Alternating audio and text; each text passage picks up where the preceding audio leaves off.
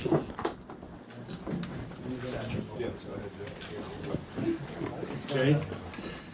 Hey, so far now you've got a chance to look at everybody, kind of get a sense of what kind of team you got. What's changed between maybe last time we talked to you about a month ago versus where you're at now in the process?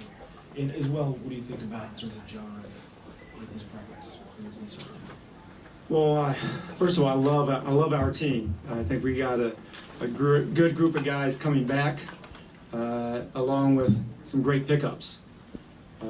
I really believe our team has a chance to be one of the top two-way teams in the league. We have a very athletic, dynamic backcourt, along with some athletic wings that can end up being premier defenders and bigs that are athletic, that can run the floor, that can rebound, can defend the paint, and we have a bench that's going to be solid.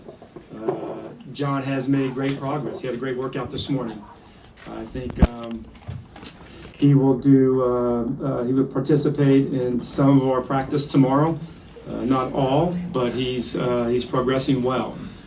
He looks great, and I think with all of our guys, they're all excited. I've been around them quite a bit, and I like what I see. We have a very competitive group, and I love the opportunity to start practice with them tomorrow. Scott, how much is tomorrow and the week all about putting in your defensive principles? And if you could speak to it without getting too inside baseball, what is your philosophy on one guy guarding his man and help defense?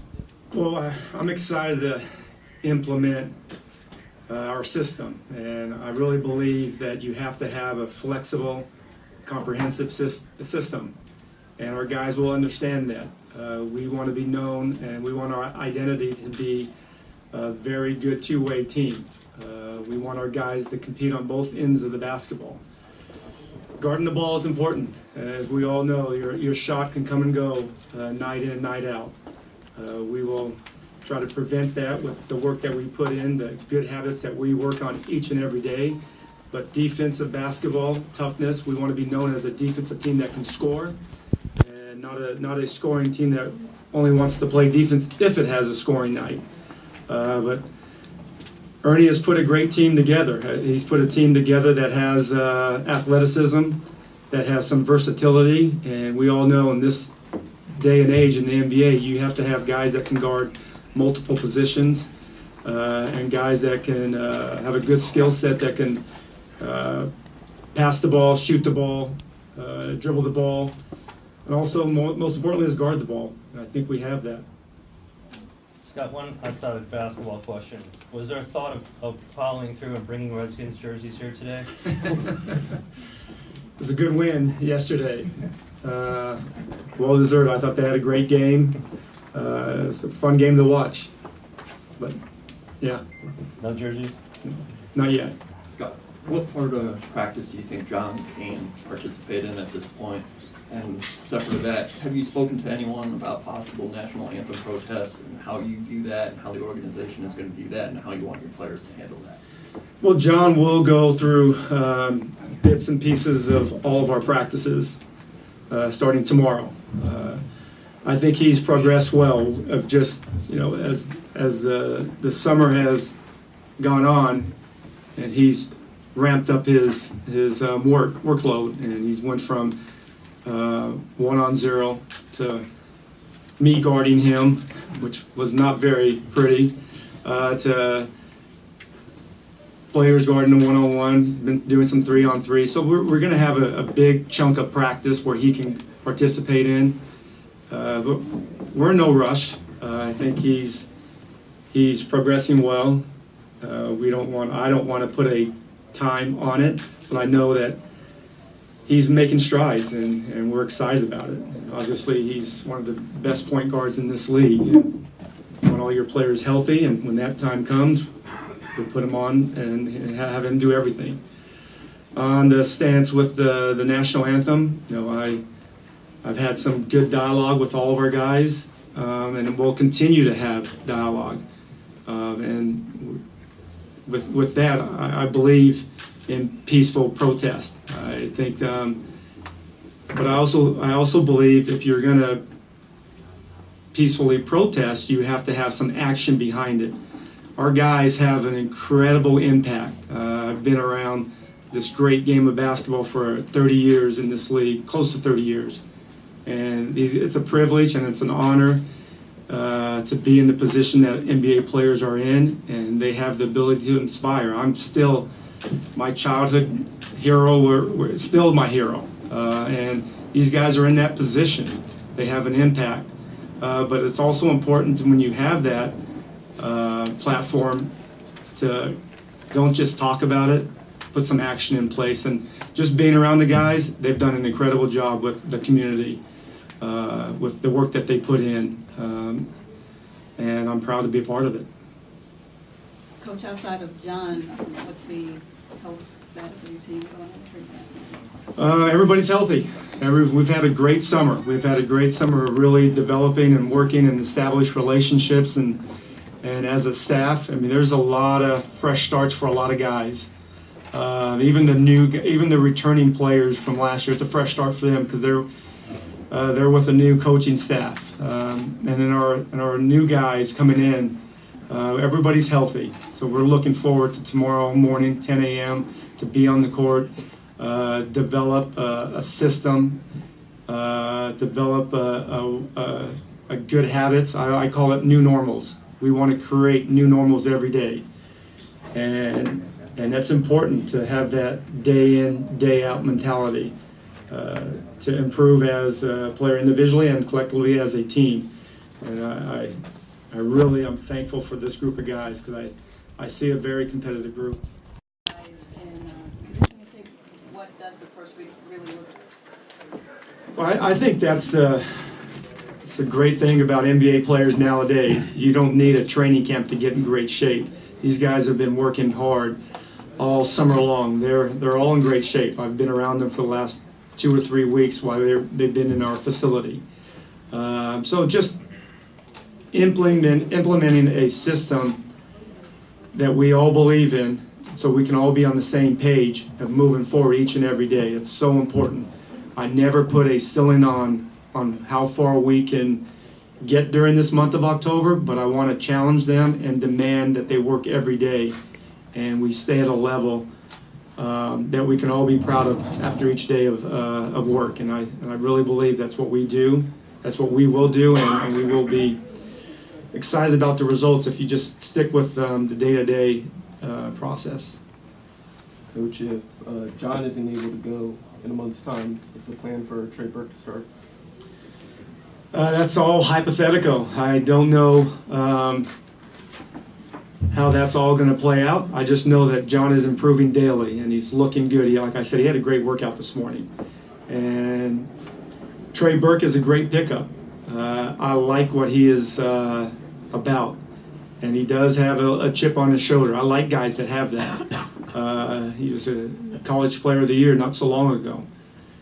In order to be in this league, you have to have consistent play, and I think he has the ability to have that this year. We're all going to push him, and we're going to continue to support him and make him grow or help him grow as a player. But he started for games in this league, so that's a good asset to have as your backup point guard. Scott, the Summer League was obviously an opportunity for Kelly Oubre to lead a team. It was built for him. If you could tell us, where have you seen his biggest growth, and do you see the small forward position being up for grabs between him and Otto? Well, I think minutes are definitely going to be earned, and Otto is, he's had a solid start to his career, and he still has a lot of growth for improvement because he's 23 years old. Kelly's 20.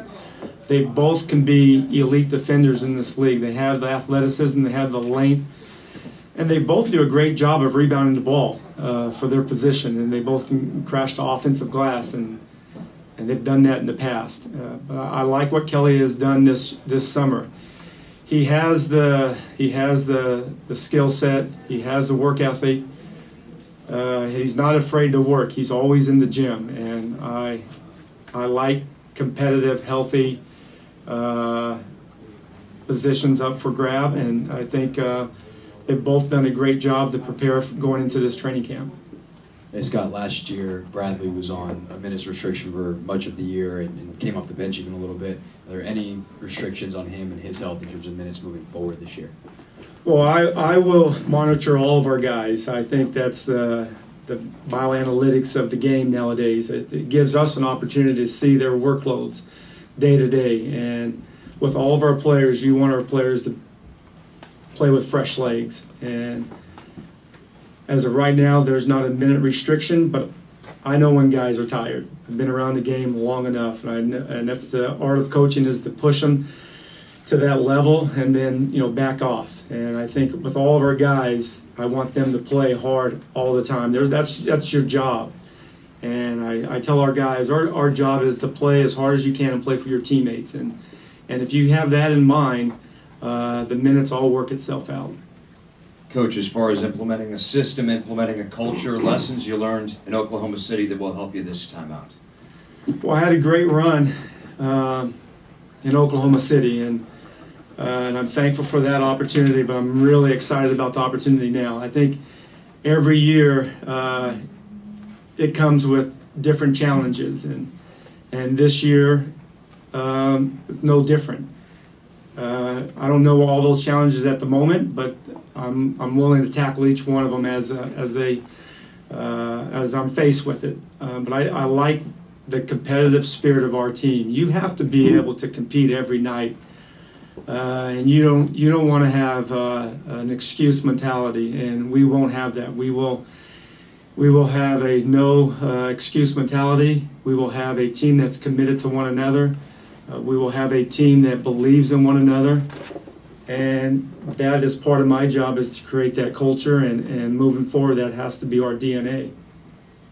Coach, getting back to monitoring guys' health, and John's career, he's a guy that's played through every ailment you could possibly imagine, which obviously led to his 2 knee procedures. Do you see a scenario where you would be more than likely to say, you know what, you played 60 games into the season, you've been playing 35 minutes a game, to sit him even if he's not necessarily hurt? Is that part of your philosophy in terms of games? Well, that hasn't been in the past from 1 through 15 on the roster, but there's certain guys that you have to monitor differently. Just where they are in their career, where they are with their body, and I will never play a guy that's hurt, never. And being banged up, that's part of it. That might happen the first day. You might have you might bang knees or have a Charlie horse. That's part of playing. You have to fight through those type of situations. But with the minutes, games, and all that, I will monitor that. And the minutes, I think, sometimes get overblown. I've said it in the past. But there's a lot of times that you can cut minutes off of the workload. That's pre-practice workouts, practice planning, post-practice workouts, shoot-arounds, and the game minutes are just part of the pie. Scott, conceivably there are 2 roster spots up for grabs with a lot of guys in camp. Specifically, what are these guys that are kind of player 15 to 18? What do they have to do to earn those 2 roster spots? There's there's roster spots open. That's what you want as a team. You want it to be a competitive situation, and we have that. We have really good players that are going to be fighting for those spots, and I can honestly say that all the players that we brought into camp, they're just not fill-in players. They are legitimately will have a chance to make this team. And that's why you have a training camp. That's why you have 30 days, the month of October, to find out who's the best fit. And that's the toughest job one of the toughest jobs I will face during training camp, when I have to make that decision. But that's part of the job. I love the guys that we brought in. I really believe that all of them have the ability to be NBA players, and they're going to be very competitive, and it's right there for them, and they understand that. And our players that are coming back, the starting group, the guys that are under contracts, they understand that too. That's why it's so important that that they all focus on getting better as a group, because you have guys that are working and fighting for their NBA lives. I've been in that position as a player, and that's why it's important to take advantage of every practice. The core guys here have been through a couple different offensive philosophies in the past couple of years. Pace and space was kind of the catchphrase of last year, and it was grinded out much more so prior to that. How would you describe the offensive philosophy you want to use with this particular roster, and what would it look like when it's running at an optimum level? Well, we have a great skill set on the offensive end. They've had a lot of good success last season. I mean, I think they averaged over 104 points, 24 assists a game. The turnovers were in the 13 range. This team is very talented. I'm excited to see how far we can improve on the offensive end. I don't believe in catchphrases and naming things to make it look, to dress it up at all. I believe in playing together as a team, doing whatever it takes to have your teammate have success. We have, like I said, a backcourt that's dynamic. That they can score the basketball. They can create scoring opportunities for others. And we have bigs that can catch and shoot. Marge is one of the best rolling bigs in the league. Jan is one of the best rolling bigs in the league. We have shooters that can shoot the ball to keep the court open. We want to play together, and we're looking for great shots and making extra passes. That's our philosophy. Scott, last year, or your last run in Oklahoma City, a lot more going on in terms of the professional sports landscape. What have you seen so far from the fan base, and where would you like it to be? This is one of the best sports cities in America. You have just so much right here, and I'm excited about it. I've only been here as an opposing player and a opposing coach. I know they've had great success and great fan base in the past, and we want to continue that trend. I love this. There's a lot of great basketball that's being played here at the grassroots level. There's a reason why there's so many good colleges, basketball programs around, and a lot of players that come from this area. We want to continue to build on that. With any team that I've been associated with, you want fans to be proud of how you play. And with that being said, if we leave everything on the floor each and every night, our fans will continue to support us and back us and be excited about us. And our job is to do that. And there's going to be nights where we need our fans to pick us up. There's a long NBA season ahead of us. But I love our opportunity to play here, and I'm excited to coach here, and I'm looking forward to getting out in the community. But this is one of the best sports towns in America. Scott, being very mindful that there's no timeline for John Wall, is there a specific progress chart? Like later in this week, you want him to take contact, or by week 3, something like that? And also, personally, do you envision him playing in the preseason? With John, he's playing one-on-one. He's played some 3-on-3, and he's going to continue to do that. And he will progress as the training camp goes on. And contact, like I said, it's one-on-one. It's not one-on-one with me anymore. It's one-on-one with NBA players, and he's progressing well. It's too early to say will he play in any preseason games. With our entire team, all of our guys, you want to give guys a fair opportunity to make the team, to earn minutes. So there will be guys that won't play all the games, and I will have a plan in place where guys will not play this game, this preseason game. We have 7 of them, but I want to give all guys an opportunity to make the team, to earn minutes, and I don't know where that fits in with John as of now. Hey, Coach, can you preview maybe what you're thinking about the big man rotation between Marcin and Jan, and also Markieff and Andrew Nicholson?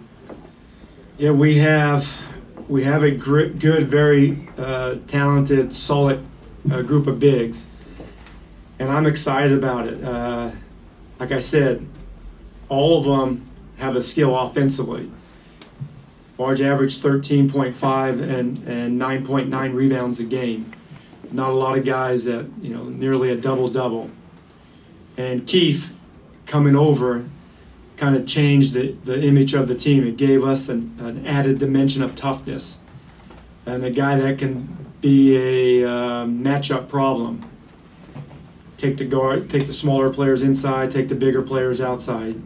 Andrew has one of those games that you like, it's like an old school throwback game. He just gets it done. And Jason is an athletic big that can shoot up to 19, 20 feet. I think eventually he's going to have 3-point range. But the list goes on. That's what makes a good team. We have to have depth, and we have that. But most importantly, we have to have sacrifice. If we have a group that sacrifices one for one another, we have a chance to have success in this league. Coach, when you look at the talents of Bradley Beal, how do you see yourself taking his game to the next level? Yes, very talented. He's one of the most talented guards in this league. He has 3-point range. He can score in transition. He can put the ball on the floor. He can play pick and roll. And he can be a two-way player. He could be one of the best two-way guards in this league. And the thing that I'm going to continue to challenge him, he's going to have to continue to focus on making his teammates better. He has the ability to do that. Not a lot of guys in this league can demand double teams off a pick and roll, but he is one of them. And another thing that I think he has a chance to get to the basket and get to the free throw line. But he has all-star potential. We're going to continue to focus on improving all players' games, but he has the great ability to make his teammates better, and we're going to continue to focus on that area. Scott, when you were at Oklahoma City, you crossed paths with Robert Swift, and he's going to trying to make a comeback here. How much are you pulling for him? Well, I think with Robert, you always want to guys. I think players deserve second chance, and he's going to have to earn that opportunity, and it's not going to be easy. It's just not going to step into an NBA team and make it. It's a very, very, very difficult league to make. There's only 450 players worldwide that make this league. But he has a long road ahead of him. Hopefully he stays on the right path, because the game of basketball is short term. He has a long life to live, and you have to focus on that. Coach, can you talk about the decision to play in Richmond for training this week? I think it gives us a great opportunity just to get away and bond with one another. That's away from our home city, and we have a fan base there that's going to get an opportunity to see our guys in action on Friday night. So I think it's great. I think it's great to get away. To focus on. Like I said, we have a new staff. We have 7 or 8 new players that will be on the team, and we have the returning players understanding on what we do and trying to all get on the same page moving forward. So getting away, I'm looking forward. Haven't never been to Richmond. Looking forward to spending the week there. Scott, for international players like Satoransky, you've had these guys before jump straight over. How much of a learning curve have you found in general for players coming over? And do you go back and look at what he did overseas on film to get a sense of him as he's getting ready here? Well, just by happenstance, I was in Spain last year with the Spanish national coach, just trying to improve as a coach. And I've watched 2 of his practices and 2 of his games, along with other teams in Spain. Great work ethic. I mean, I wasn't the Washington coach at that time, and he didn't know I was in the gym. So a lot of times you can find out about a guy, that how they work without anybody watching. But I think he's has great potential. Like any young player in this league, there's going to be a learning curve. My job is to help him along the way, to shorten that curve or shorten the amount of time that it's going to take to get him acclimated to NBA basketball. has great size, has great athleticism. He can guard multiple positions. He's really developed his outside shot. He runs the court very well and handles the ball. I think he has a great chance to continue to improve within our program. Just recently, ESPN had guys ranked 19th out of 30 teams in the league. I was wondering, do you look at preseason project rankings, and what do you feel about it?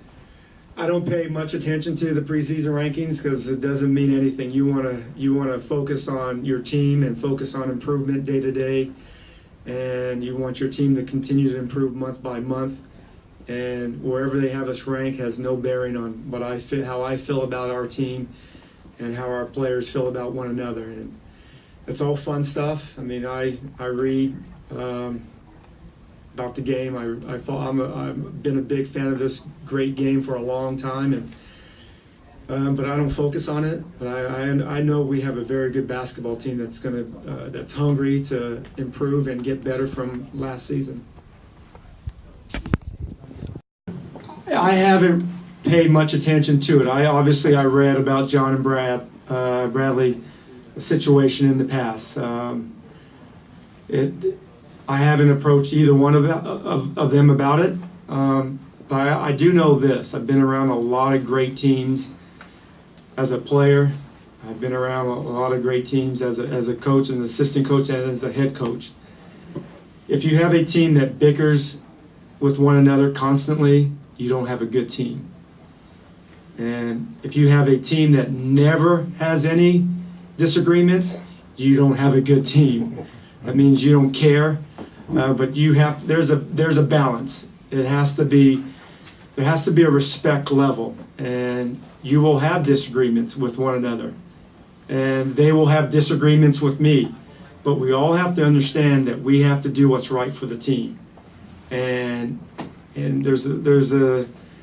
you have to check your ego at the front door type of mentality, and not only with your best players, but every player on the team. Sacrificing is not just for the backups or the guys that don't play.